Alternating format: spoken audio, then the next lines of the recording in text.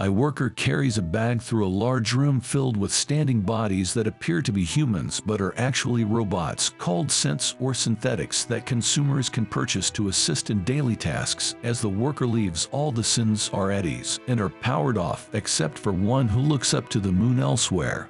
Joe Hawkins is overwhelmed trying to balance work and household duties while his wife Laura is away at court for a longer period of time than anticipated. After completing the paperwork to receive his synth, Joe tells his youngest daughter Sophie to accompany him. He is determined to buy a synth, and the salesperson reassures him that he made the right decision but offers him a 30-day return period if it doesn't live up to his expectations. The salesperson then reveals the synth, which excites Sophie. Joe shakes the synth's hand to transfer the necessary information, and when they get home, it becomes his property. Joe's daughter Matilda is not impressed by the synth's beauty, and she sarcastically laughs when she discovers that Joe didn't tell their mother about getting a synth. When the synth asks what everyone wants for dinner, Joe chuckles because he is finally relieved of that responsibility. Meanwhile, Laura decides to leave for home early, and while she is on her way, she discovers that the neighborhood is full of synths at home. When Laura enters the house, she is surprised that everything is in order and Sophie and Toby greet her, but Matilda doesn't show much enthusiasm. Then, the synth enters the room and greets Laura, much to her surprise as she watches her reaction.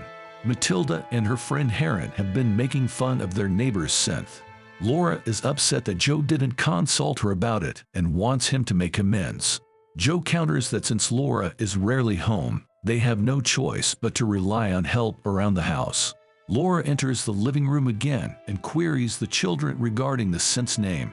Laura asks Descent for her name as confirmation when she replies that she is Anita Hawkins, and everyone nods in agreement. Joe confirms the name through the tablet. Laura starts to feel uneasy without the couple's knowledge. Anita, who had hidden in the woods with her lover Leo and their friends Fred 5 weeks prior, was a member of a group of fugitives. Leo instructed everyone to set up camp while he and Max searched for more fuel. When something moved in the bushes, Leo warned everyone to run in case it was the man they were avoiding. Fortunately, it was just a fox. Following this, the group dispersed to complete their respective tasks. Max and Nisko were halfway through their journey. Nisko was about to run out of power. In the meantime, Laura unpacks her luggage and takes out a photo album before hiding it in the closet. Suddenly, Anita enters and offers to help Laura unpack her luggage, but Laura declines. Meanwhile, Leo visits a Junker shop and questions a man named Sally. Hours later, Leo and Max return to the camp, but no one was there. Just then, they saw a group of men carrying Niska and Anita into a van. Leo tried as they set out to find Silas, another Junker bought Anita. Leo refuses to believe what Max says about Anita being destroyed or reprogrammed, but Max points out that only Anita hasn't contacted them since they got separated. The following morning, Anita makes breakfast for the Hawkins when Matilda orders her around. Laura chastises Anita for wiping down the already clean table to lighten the mood. Joe jokes about Anita having microchips for breakfast. When a health service case worker visits Dr. George Milliken, they ask him to replace his synth with an upgraded one, but he adamantly refuses. After the caseworker leaves, George opens the closet and tells his synth, Odie, that their game of hide and seek is over because losing the synth would mean losing his wife at the Hawkins again.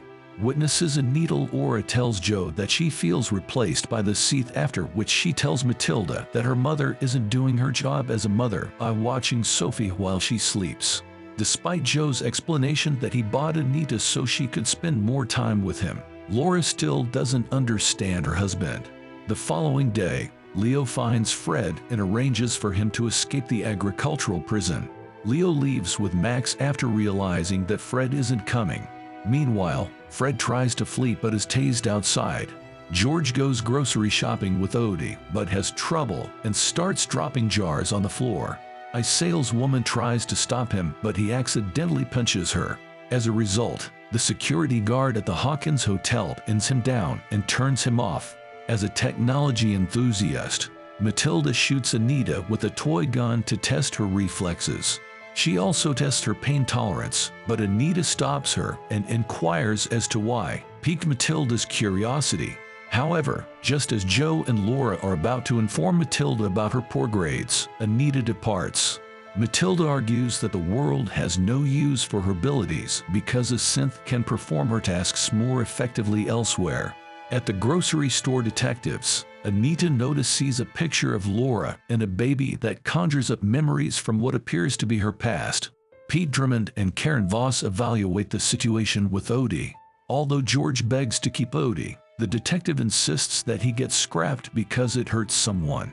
When George returns home, he desperately tries to prove that Odie isn't defective, but the synth has glitches and has trouble remembering. While Jill is receiving physical therapy from their synth, Pete returns home to Mary. Pete is uncomfortable with this but understands that Jill needs it at the Hawkins as she recovers from an accident. The synth explains that they are not even allowed to touch humans without permission elsewhere. But when Laura notices that Sophie favors Anita over her, she warns Anita not to touch her daughter. Niska works in a brothel, so Leo and Max go there. Leo decides to go alone and finds Niska's booth right away. When they are alone, they embrace warmly. Niska is about to leave, but Leo can't because of the conflict with Fred. It would be risky for her to blow her cover now. It also doesn't help that they have no contact with Mia, who is Anita's real name. Niska is disappointed that she must stay, but she must comply. She even tells him to stay. Fred is brought to the lab, where Robert, the facility's owner, speaks with a researcher by the name of Hobbs. Hobbes contends that they should focus on finding the other sentient since David Elster, the man who created the sense, wanted to create machine life. He points out that mathematician once predicted an inevitable future where machines can improve and reproduce themselves without humans. This will be the moment when humans become inferior to machines. Robert wants to dissect the synth for study, but Hobbes opposes this. Hobbes contends that if David created sins with sentience, the saints could create more of them, and if that happened, the sinners would no longer want to be enslaved. In the meantime, George prepares to destroy Odie himself rather than recycle him. That evening, Anita assists Laura cook as the synth removes the dish from the oven, and Sophie rushes over to kiss Anita goodnight while avoiding Laura. When Matilda gets tired of the conversation and notices that Anita is also watching, Laura checks to see if the back door is open and, to her surprise, finds Anita gazing at the moon. Anita tells Laura how lovely the moon is, which sounds strange to Laura elsewhere. Max doubts that Mia will ever be found. Because of their love for one another at the brothel, Leo responds that he will. Anita carries the sleeping Sophie in her arms and kisses her as she carries her down the street. The next morning, Laura goes to Sophie's room and discovers her daughter's wet pajamas, but Sophie insists that she didn't have an accident. As the day progresses, Anita watches Sophie while she sleeps once more and gets flashbacks of her past when she got trapped in a car underwater.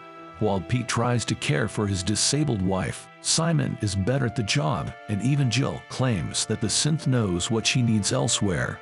Hobbs peered into Fred's mind and observed a recurring memory of Anita swimming underwater. Leo explains that their late father created them for a reason, one that isn't just to be a mere design, but to be family, to which Max responds that it would be better if he weren't conscious. Hearing this makes Max smile as they arrive at Silas' workshop, but Leo cautions Max to keep his true nature hidden before they enter. Leo enters using Sadiq's name and claims they were sent to locate Mia. Silas chuckles and claims to remember her but refuses to reveal anything because Sadiq is now deceased. Leo and Silas beat him up when Leo refuses to take Max to pay off Sadiq's debt.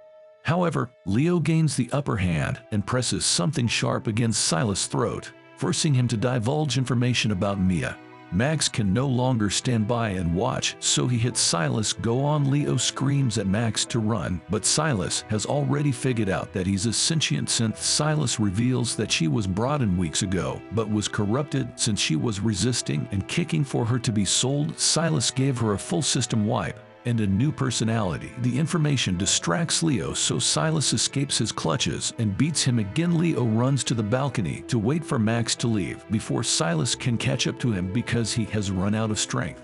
Max is waiting below, and Leo lets himself fall into his arms. The two then flee, and the caseworker returns to George's home with the upgraded synth. Vera, when OD knocks on the window, George hides ODI and claims that he recycled him.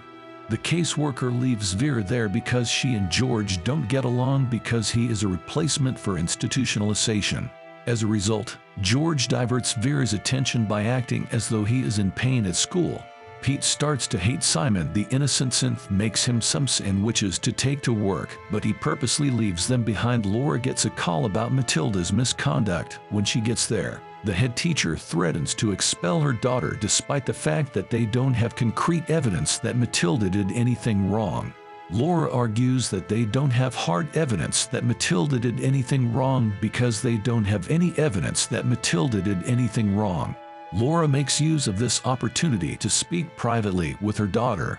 When Laura inquires about Matilda's opinion of Anita after learning that she attempted to hack the school synth, Matilda simply states that her mother used to say they wouldn't ever develop a synth because it would make them lazy, but now they do, and she seems okay with it elsewhere. When Kate and Pete arrive, Silas has taunted Pete, causing him to become pinned to the car. Karen yanks Pete aside and chastises him for his impulsive behavior. Pete explains that the saints are ruining their lives and giving humans a lesser purpose at the brothel, where Niska is given only 6 minutes to get ready for the next customer after being used and then disinfected. Niska screams angrily, but she is unable to speak. When Max and the severely hurt Leo return to their hideout, they learn that the Hops team was still looking for them. As a result, they left their belongings behind and continued running. At the Hawkins getaway, when Laura confronts the synth after noticing Anita acting strangely, the synth reveals that Anita is holding a spider because she is an arachnophobe. Anita denies intentionally scaring Laura, but the synth swears to never lose her distaste for spiders. Laura's anxiety about Anita's consciousness increases. Vera is being overly strict with George and threatens to tell the agency if he doesn't cooperate.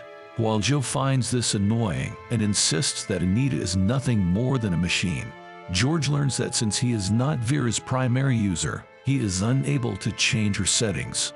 He once helped create the sins, but what he sees now is a disappointment. At that moment, Odie switches the lights on and off in the shed where he is hiding. To keep Vera from noticing, George pretends to be asleep so that she can use her charging port. Once the situation is under control, he visits Sodi and instructs him to switch to energy-saving mode in the brothel. Niska meets a new client who is an elderly man who initially seems shy in expressing his request. Niska encourages him to be transparent, but to her surprise, he wants her to act like she's a young man. As Toby goes downstairs to get some water, he notices Anita who is in her charging port.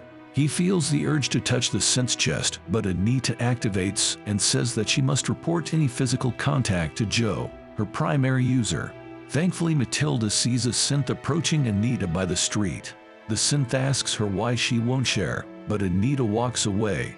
Matilda tells Laura about this, who agrees that Anita is strange because she usually shares data upon contact with others.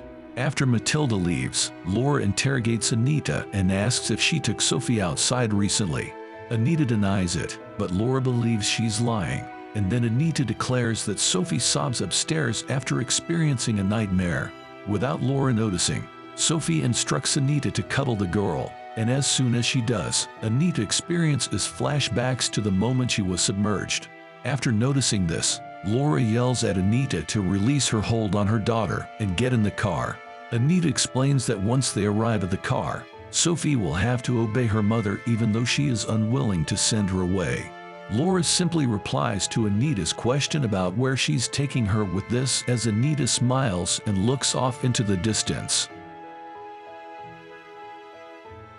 Thank you for watching. Why don't you consider subscribing while you're here? We have the best recaps around and would love to have you part of our community. Thank you and see you in the next one.